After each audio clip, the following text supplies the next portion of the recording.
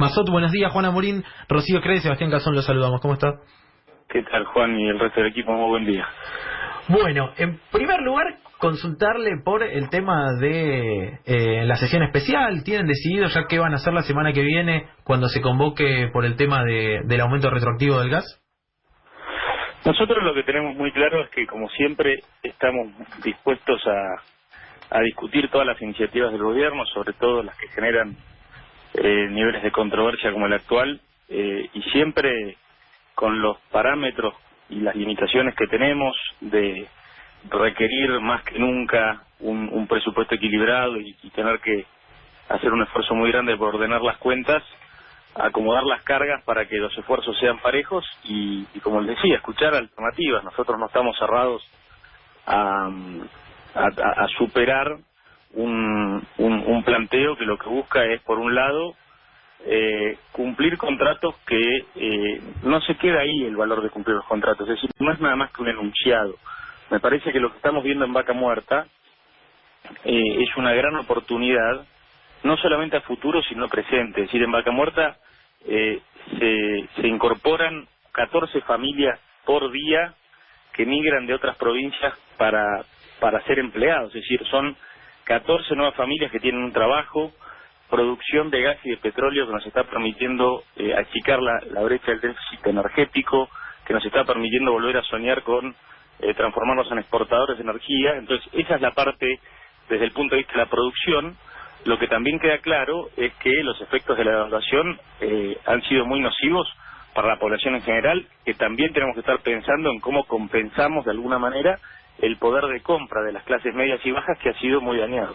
Claro, ahora, lo que dice el radicalismo, y a quien no se lo puede acusar de no garantizar la gobernabilidad, es, bueno, que el Estado se haga cargo de las pérdidas que se le generaron a las empresas y que no se le transfiera al usuario, porque el usuario consumió sin saber que el día de mañana iban a devaluar y que le iba a costar más el gas.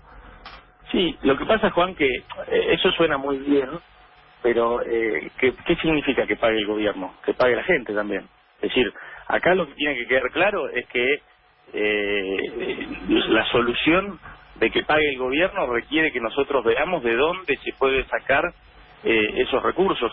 Ojo, también lo digo con mucha claridad, tenemos que estar dispuestos a rediscutir la ley de 1992, promulgada y votada por el Partido Justicialista, que nos puso en esta situación, y que posiblemente en aquel momento que había convertibilidad tuviera mucho sentido, pero en este momento es cierto que genera mucha incertidumbre. Entonces, por eso te digo que la solución tiene que ser muy equilibrada. Es decir, no podemos incumplir de buena gana simplemente regulaciones actuales que nos están permitiendo recuperar un sector estratégico en la Argentina y generar empleo, pero a la vez tampoco podemos, en un contexto de tanta vulnerabilidad del poder de compra, liberar los aumentos al consumidor. Entonces, Puerto Madero de Recoleta, porque el subsidio a la oferta ya sabemos que no funciona tan bien como el subsidio a la demanda.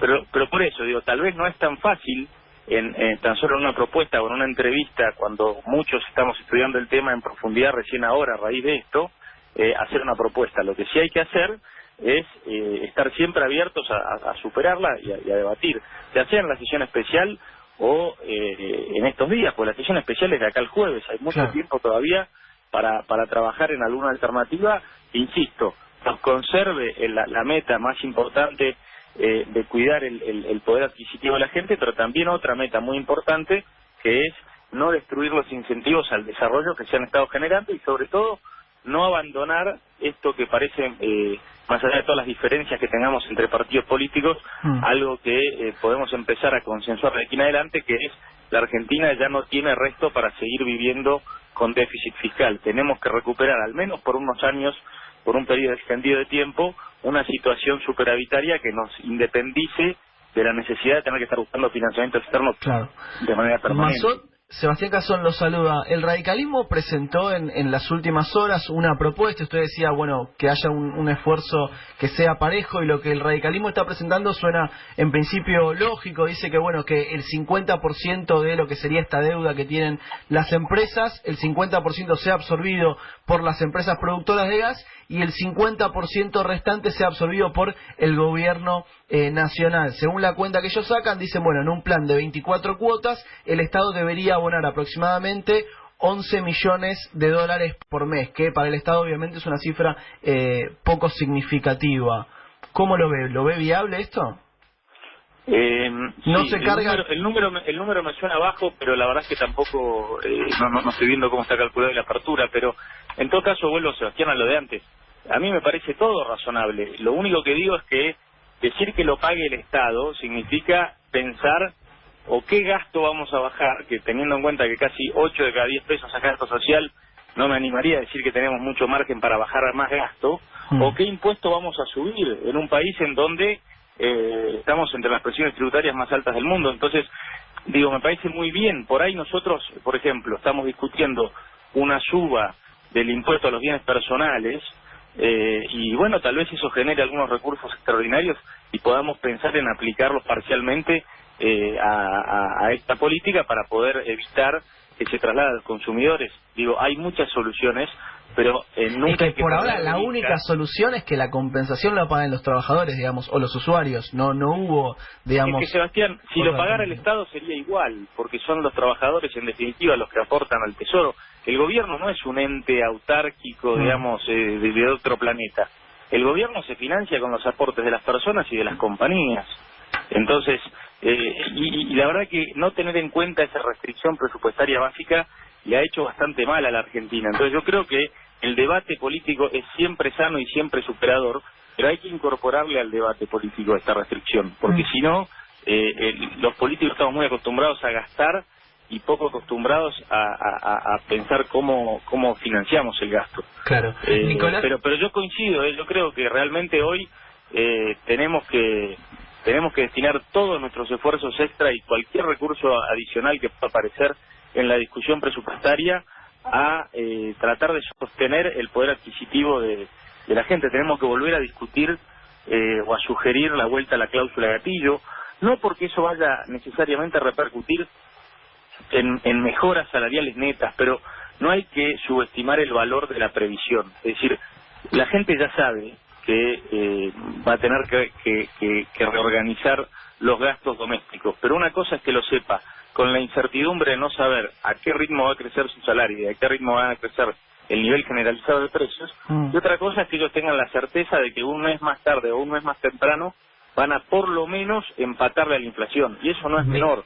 Lo mismo que la necesidad de la tarifa plana, es decir, no significa que vayan a pagar menos la energía, pero el hecho de saber que el monto de la boleta va a ser uniforme a lo largo del año, no va a ser una incertidumbre cada vez que tengan que abrir el sobre en la boleta, también tiene un valor muy importante para la planificación de los hogares. Nicolás, nos quedan pocos minutos, sé que estás corto de tiempo. No quería dejar de consultarte por algo que surgió en este mismo programa la semana pasada, que fue la discusión con el ministro de Justicia, Germán Garabano, respecto de las prisiones preventivas. Recientemente escuchaba un reportaje que te hizo el colega Iván Jagroski, en donde vos te manifestaste en contra abiertamente de las prisiones preventivas. Quería escuchar un poco tu análisis al respecto y sobre todo lo que estuvo ocurriendo con la diputada Elisa Carrió de la Alianza Cambiemos en este sentido. ¿Cómo lo venís viendo y si seguís manteniendo tu postura respecto a la contrariedad con las prisiones preventivas? A ver, yo no me proclamé en contra de la figura de la prisión preventiva, que es una figura absolutamente legal y extraordinaria. Ahora bien, yo escuché críticas por lo menos. No, pero por eso, pero para. Lo que yo objeté fue que no estaba siendo utilizada de una manera extraordinaria. Es decir, yo no critico la existencia de la figura de la prisión preventiva. Lo que no me deja muy conforme es que estemos permanentemente debatiendo sobre el rol de los legisladores en los procesos judiciales y no nos centremos en discutir el rol de los jueces en las cuestiones judiciales, porque si casi 1 de cada 2 presidiarios en la Argentina, por los delitos que sean, está hace muchos años bajo una figura que debería ser extraordinaria, y estamos hablando de un poder judicial que con algunos cambios en los últimos años, en gran mayoría es el mismo que obtuvo el récord de 14 años promedio de duración hasta llegar a la sentencia en la causa de corrupción. Evidentemente tenemos un problema fenomenal que no tiene que ver con desafuero sí, desafuero no, prisión preventiva o no prisión preventiva. A mí me gustaría estar hablando de una justicia mucho más resolutiva que preventiva. Me gustaría que en los medios, en vez de opinar acerca de las pruebas, de las causas, porque las causas avanzan lento, opinemos sobre las sentencias de las causas.